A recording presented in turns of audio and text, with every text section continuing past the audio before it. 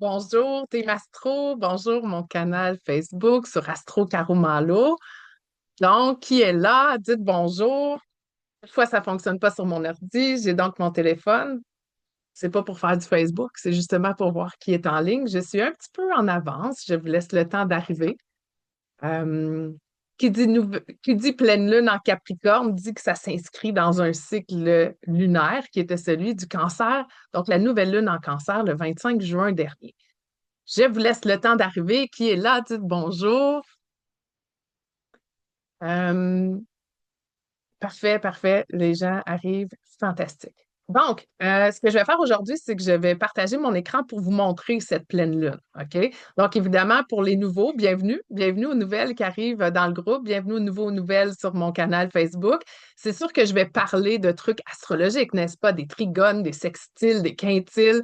Euh, Si vous êtes nouveau, ne vous laissez pas intimider par ces informations-là, parce qu'en fait, moi, mon but, c'est de vulgariser justement pour que ça résonne pour vous. OK?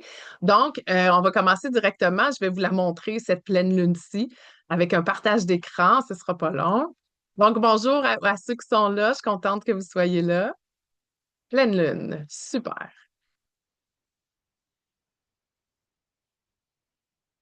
Donc, la pleine lune, en fait, c'est la pleine lune du 10 juillet. Elle aura lieu ce jeudi à 16h36. Ce qu'il faut comprendre en astrologie, pour ceux qui sont nouveaux, évidemment, ça, c'est la carte du ciel, qui est comme une photo du ciel au moment de la pleine lune. Qui dit photo dit un endroit aussi sur Terre pour voir cette image du ciel. Donc, lorsqu'il est question d'interpréter la carte natale de quelqu'un, évidemment que je vais regarder les maisons. Mais quand on regarde un événement comme une pleine lune, qui a lieu pour toute la Terre au complet, ne vous fiez pas aux 12 maisons, puisque les maisons sont déterminées par, oui, l'heure, mais aussi le lieu, donc la latitude et la longitude. La carte du ciel de quelqu'un qui est né à la même heure, n'est pas au même endroit, exemple à Vancouver et à Paris, n'aura pas la même disposition des maisons, d'accord? Donc, cette pleine lune-ci qui dit pleine lune dit Lune en opposition au Soleil. La Lune est en Capricorne à 18 degrés 50 minutes, ce qui veut dire en astro à 19 degrés du Capricorne. Comme n'importe quoi, on a toujours un boss dans la vie, n'est-ce pas? Donc, le boss du Capricorne, c'est Saturne, qui est en Bélier, qui est arrivé il n'y a pas très longtemps, mais qui s'en vient rétrograde ce dimanche. Et donc, il s'apprête à ralentir. Il est déjà dans sa phase où il ralentit afin d'entamer sa rétrograde et revenir sur ses pas. OK? Donc, il va revenir jusqu'à 25 degrés du poisson, c'est-à-dire jusqu'au 6 avril dernier. Qu'est-ce qui s'est passé pour nous dans tous les thèmes qui viennent toucher Saturne, c'est-à-dire la notion de temps, la structure, la maîtrise de soi, l'autorité, les gens d'autorité aussi dans notre vie et notre posture. Parce que Saturne est responsable de nos os, responsable de notre colonne vertébrale. On va en parler un petit peu plus longuement. Donc, cette pleine lune en Capricorne est là pourquoi? Pour nous parler de focus, de discipline, d'autorité, de maîtrise de soi. Et c'est drôle parce que justement, je regardais euh, la nouvelle lune en Capricorne lorsqu'elle a eu lieu en janvier dernier et il était vraiment question de la résilience du leader. Donc, j'arrête le partage de mon écran pour vous dire qu'est-ce qu'il y en est. En fait, c'est une pleine lune en Capricorne. C'est comme un quintile. Puis je ne parle pas souvent de quintile et de septile. Ce sont des transits métaphysiques, donc non concrets, OK? Non traditionnels, comme par exemple un sextile ou un trigone. Et pourtant, ils sont super importants dans cette pleine lune-ci. Il y en a une pléthore de quintiles. Donc, qu'est-ce que ça veut dire? Un quintile, c'est diviser le 360 degrés euh, en 5 parties. Donc, c'est 72 degrés, 144 degrés pour un biquintile. Et c'est un aspect qui est très créatif. C'est comme Monsieur, Madame Solution, c'est de la créativité, c'est sortir de la boîte. Encore faut-il se laisser du temps pour être créatif. Et ça, c'est un des messages de cette pleine lune-ci aussi. Je repartage mon écran pour ceux qui sont visuels, mais cette fois-ci avec juste un instant, s'il vous plaît, avec ma présentation que j'ai faite, que là, je trouve plus, ça va bien mon affaire. Tada! Super. Pendant que je suis en train de faire ça, je vais juste regarder s'il y a des questions ou des commentaires. Gênez-vous pas, dites-moi bonjour si vous êtes là. Donc, oui, allô, Elisa, super. OK. J'ouvre ça. Donc, cette pleine lune-ci, et c'est super important parce que c'est la première pleine lune qu'on vit avec un Uranus en Gémeaux. On n'a jamais vécu ça avant, OK? Donc, c'est une année extraordinaire depuis novembre 2024. Toutes les planètes ont changé de signe. That's a big deal. Pluton en novembre, les nœuds en janvier, Neptune en fin mars, Saturne en mai, Jupiter en juin et finalement Uranus en Gémeaux. Donc, ce qu'on vit présentement, on ne l'a jamais vécu. OK? Donc, des fois, on fait référence au passé. Par exemple, je peux regarder Uranus, qu'est-ce qu'il faisait la dernière fois en 1941 lorsqu'il était en Gémeaux. Je peux faire ça. C'était la Deuxième Guerre mondiale. Mais les autres planètes n'étaient pas placées au même endroit où ils le sont aujourd'hui. La vie étant une question de cycle, et l'astrologie, l'étude des cycles, c'est ce qu'on vient apprendre vraiment. Mais on ne le sait pas. On peut juste l'imaginer. OK? Donc, ceux qui pensent qu'ils peuvent prédire tout ça, on peut avoir des grands thèmes, des grandes énergies, mais on ne peut pas tout le temps se fier à ce qu'il se passait dans le passé, puisque les énergies lentes se retrouvent dans d'autres endroits. Il serait facile de dire que oui, mais il y avait la guerre, mais tu sais, on dirait, il y a tout le temps de la guerre anyway. Ça fait qu'on ne peut pas juste se fier à ça. Et avec Neptune qui est maintenant en bélier, il y a une autre énergie qui est en train de s'inscrire et une déprogrammation du conditionnement qu'on a reçu grâce à Uranus qui est en Gémeaux. Donc, je partage mon écran. Donc, on est dans le cycle du cancer, mais avec la pleine lune en Capricorne. La nouvelle lune en cancer, je disais que c'était un temps plein, non, un tremplin pour une soif de liberté grâce à Jupiter qui était présent. Et là, on arrive dans le moment où est-ce que c'est la discipline qui amène la liberté. Et le thème pour moi, cette fois-ci, c'est le in the zone. Vous savez, ce moment des grands sportifs où est-ce qu'ils ont l'impression que le temps s'arrête et que c'est vraiment leur force et leur talent unique qui prend les devants. C'est vraiment ça. Quelque chose de flou, mais en même temps où est-ce que tout est très exacerbé. Euh, Comme on remarque tous les petits détails. Puis c'est un souvenir pour l'avoir déjà vécu. C'est un moment où est-ce que quand on est in the zone, on s'en souvient toute notre vie. Il y a quelque chose de vraiment particulier qui s'inscrit à l'intérieur de nous. Je serais curieuse d'entendre qui sait de quoi je parle. Donc, cette pleine lune en Capricorne, partez pas en peur là, avec toutes les informations des transits. Après, je vais vous dire qu'est-ce que ça veut dire. Donc, la pleine lune est guidée par Saturne. Qui dit pleine lune dit lune opposée au Soleil. Le patron, c'est Saturne, nouvellement arrivé en Bélier. La lune forme un quintile avec Saturne. C'est la première pleine lune où est-ce qu'on a un Uranus qui est en Gémeaux. Et c'est intéressant parce que justement, le guide forme un sextile avec Uranus. En même temps, Uranus forme un trigone avec Pluton. Et ces deux-là forment un sextile avec Pluton. Oh, alors Pluton a un grand pouvoir dans cette pleine lune-ci. Il y a un grand trigone en haut qui est en train d'avoir lieu en sous-jacent, c'est-à-dire que le Soleil qui est en cancer, un transit qui est très supportant. Il parle à Junon qui est en scorpion et le nœud nord qui est en poisson. Fait qu'il y a quelque chose qui est en train de s'intégrer à l'intérieur de nous pour en train de nous pousser comme une essence qu'on se place pour dire Hey, faites confiance aux nouveaux partenariats que vous allez mettre de l'avant. Faites confiance à ce qui est. Il y a une énergie de grande collectivité cette semaine. Où est-ce qu'on ne fait pas ça pour notre propre nombril, mais pour quelque chose de plus grand que soi?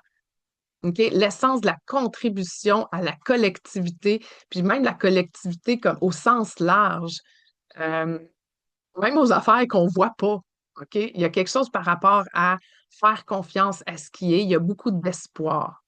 Évidemment, ici, il y a plusieurs planètes qui sont présentement rétrogrades, mais il y en a plusieurs qui le seront. Donc, Neptune est devenu rétrograde la semaine dernière et Saturne le sera ce dimanche. Il y a aussi Eris et Chiron qui vont le devenir vers la fin juillet. On poursuit. C'est quoi ça, le Capricorne, Caro? Alors, le Capricorne, c'est une énergie, souvent qu'on pense masculine, OK? Parce qu'il y a beaucoup d'ambition. C'est une énergie de terre. C'est une énergie qui est cardinale. Cardinal peut donner l'impression d'être masculine parce que ça avance, mais fondamentalement, c'est une énergie de terre. Et terre, c'est yin, c'est féminin.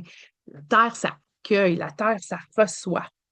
OK? C'est la dernière énergie de terre du zodiaque. Donc, oui, de l'ambition, mais une grande responsabilisation de soi, une maîtrise de soi, organisation et méthode, planification, ambition, malheureusement parfois contrôle, désir de dominer. Il faut faire attention à ça. Mais l'idée, c'est d'aller vraiment à être maître de soi, comme la chèvre de montagne qui est dotée d'une discipline quotidienne, d'une grande persévérance pour monter la montagne et arriver à ses fins. Et au fil du temps, vous savez, c'est comme le fameux 10 000 heures là, de Malcolm Gladwell dans son livre Outliers. Fais ton 10 000 heures et tu deviendras maître de ton projet ou de ton art ou de ton sport. Et il y a quelque chose dans cette énergie-là, ne pas lâcher. OK? Ouais, être persévérant, c'est vraiment important. Et qu'est-ce que ça requiert de ne pas lâcher quand on est tanné ou quand c'est trop difficile? C'est juste un pied devant l'autre et c'est là qu'arrive la force du mental. Euh, mais en fait, la vraie force du mental, c'est pas vrai qu'on la puise tant dans le mental, on la puise dans notre corps au complet. Notre mental nous sert à creuser à l'intérieur de nous. Creuser pour aller accéder à sa sagesse, à une grande humilité. Parce qu'un jour où est-ce qu'on a finalement fait notre 10 000 heures, peu importe c'est quoi le sujet, vous remarquerez, les plus grands, ils se pètent pas les bretelles. Il y a une magnifique humilité qui est là. Et humilité, ça vient de humus, qui veut dire la terre. Donc, le retour à la terre, le retour à notre corps. L'énergie du Capricorne est l'énergie aussi très en lien avec une forme de conditionnement, ce qu'on a appris. Et là, avec Uranus qui vient d'arriver, lui en Gémeaux, c'est comme on est en train de désapprendre. Le message de la nouvelle lune, la dernière fois, euh, je m'excuse, j'ai un petit bug sur mon ordinateur. Le message de la nouvelle lune, la dernière fois, c'est la résilience du leader. Donc, si on se remet en janvier dernier par rapport à la résilience, qu'on regarde le chemin parcouru jusqu'à cette pleine lune, de quoi est-ce qu'on est responsable? On est responsable de notre vie et de nos choix.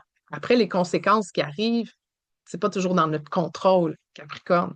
Et c'est de laisser être nœud nord en poisson afin d'en ressortir grandi et de faire des meilleurs choix. La pleine lune est guidée par Saturne. Saturne se prépare pour sa rétrograde et la pleine lune forme un quintile ici avec Saturne. On est vraiment dans une énergie de débrouillardise dans le brouillard. On est dans une énergie de focus. On est invité vraiment à se faire confiance. Il y a quelque chose de vraiment intéressant par rapport à la confiance parce que les plus grands ont cette magnifique confiance en eux qui est très inspirante. Pensez à quelqu'un dans une posture ou une position d'autorité. Et pas nécessairement position hiérarchique d'autorité, mais quelqu'un qui est dans sa propre autorité. Vous trouvez pas quelque chose d'inspirant là-dedans, d'une saine confiance en soi? Parce que quand on est dans le brouillard et on est invité à être débrouillard dans le brouillard, on n'a pas d'autre choix que de se faire confiance, n'est-ce pas? On ne peut pas reposer le reste de ce qui nous arrive sur les autres. On n'a comme pas le choix de se fier sur soi. Et ça ne veut pas dire qu'on ne peut pas se fier sur les autres dans la vie. Au contraire, c'est de trouver des partenaires avec qui on peut être loyal, en qui on peut compter. Mais c'est d'abord et avant tout réaliser la responsabilité qu'on a de notre propre vie. Saturne est lent présentement et il nous invite à prendre le temps. Saturne, c'est Chronos en grec, le dieu du temps. Donc, on est invité à prendre le temps de créer du temps. Fascinant, n'est-ce pas? Ça tombe bien, on est en plein mois de juillet. C'est les vacances pour plusieurs. Je poursuis en disant que dans cette première pleine lune, où est-ce que Uranus est en Gémeaux, il y a une grande déprogrammation du conditionnement auquel on a été, je vais vous dire soumis, là, mais comme c'est ça la vie, là. On s'est fait montrer des choses par la société avec les grandes structures. Uranus, les 7 dernières années, lorsqu'il était en taureau, a changé beaucoup de choses, changé beaucoup de structures. On l'a vu avec la COVID, ce qui est arrivé, c'est de nous changer des structures dans notre façon de faire, notre façon d'être aussi. Et là, il y a une invitation grâce à ça à c'est quoi le choix que vous voulez faire pour vous? Continuer à tomber dans le moule de la société, aller puiser certains éléments de la société pour contribuer ou créer votre propre chemin à vous, 100% responsable, peu importe c'est quoi. Peu importe, sans jugement. Jugement, c'est très Capricorne. On se déconditionne, on se déprogramme. Et la clé, là, pour les 7 prochaines années, j'ai le goût de dire, c'est la notion de curiosité. Être curieux envers soi. Oui, se regarder le nombril, mais pas trop quand même, il faut avancer. OK? Il faut avancer. Hein? Conditionnement, croyance. Il y a vraiment une question de plus je suis curieux envers moi-même, plus ça me permet d'être curieux envers les autres. Curieux des messages de notre corps qui vont nous indiquer où est logée la contraction, Saturne, où est logée la souffrance. On va aller voir qu'est-ce qui est là en dessous pour trouver la réponse. Soyons créatifs pour trouver les réponses, mais encore là, la réponse se trouve à l'intérieur de soi. C'est fascinant. D'ailleurs, j'ai commencé à regarder beaucoup l'astrologie médicale et je suis grandement fan. Je vous reviendrai un jour par rapport à ça. Donc, prendre son temps, c'est de créer de l'espace pour laisser émerger les nouvelles idées. C'est ça l'invitation de cette pleine lune-ci. Puis en même temps, vu qu'on est comme dans un genre de brouillard, on est invité à être débrouillard, on n'a pas le choix d'être focus. Et à chaque respiration, à chaque pas qu'on met devant l'autre, on crée une forme d'espace à l'intérieur de soi, comme le concept in the zone. Puis on va se le dire, pour aller chercher les 10 000 heures qui font de nous un maître de l'art qu'on pratique, on n'a pas le choix d'être focus avec certains moments où est-ce qu'on est effectivement in the zone. Il existe aussi dans cette pleine lune un grand trigone d'eau. Un grand trigone, c'est très supportant. OK? Donc, le soleil est en cancer. On n'en parle pas beaucoup, là, mais le soleil est encore en cancer, une énergie très cardinale, elle aussi. C'est ce que d'ailleurs le cancer et le Capricorne partagent, cette énergie cardinale et cette énergie féminine, parce que l'eau et la terre sont des énergies féminines. Donc, le soleil qui est en poisson, le nœud nord qui lui... Non, pardon. Le soleil qui est en cancer, le nœud nord qui est en poisson et Junon qui est en scorpion. L'eau, c'est les émotions. Fait à quel point est-ce qu'on peut se fier à nos émotions? C'est quand on s'y attache que ça devient problématique. Mais l'émotion comme telle, elle ne dure pas longtemps dans notre corps. C'est une information avec laquelle on peut faire de quoi. Donc, écoutez-vous, regardez ce qui monte là. Restez pas attaché, détachez-vous, puis voyez qu'est-ce qui reste de ça. Et vous pouvez poser action à partir de cet endroit. Il y a aussi énormément de quintiles.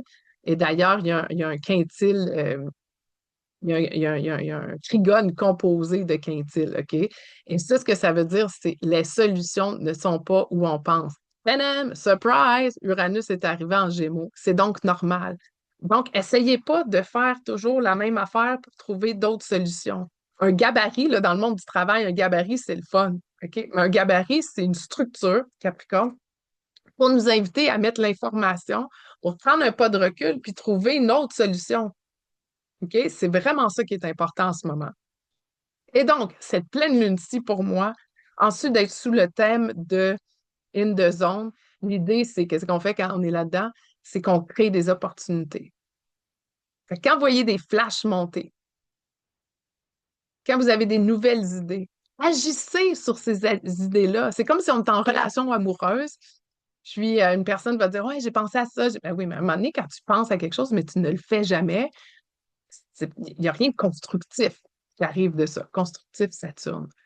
Donc, ce qui émane de vous grâce à vos émotions qui peuvent générer des flashs, des idées, ça vous met dans une situation où vous êtes vous-même responsable de créer les opportunités.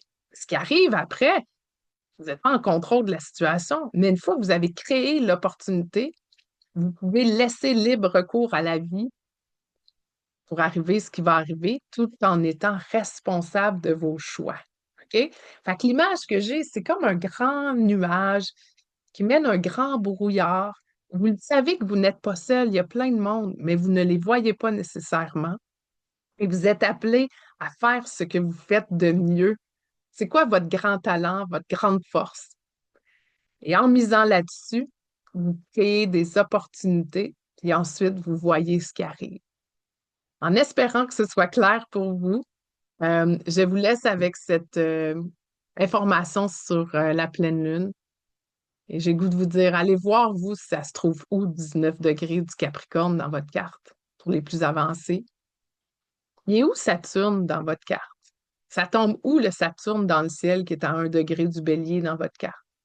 Est-ce que 19 degrés du Capricorne vient toucher aux autres signes cardinaux, c'est-à-dire 19 de la Balance, 19 du Bélier, 19 du Cancer?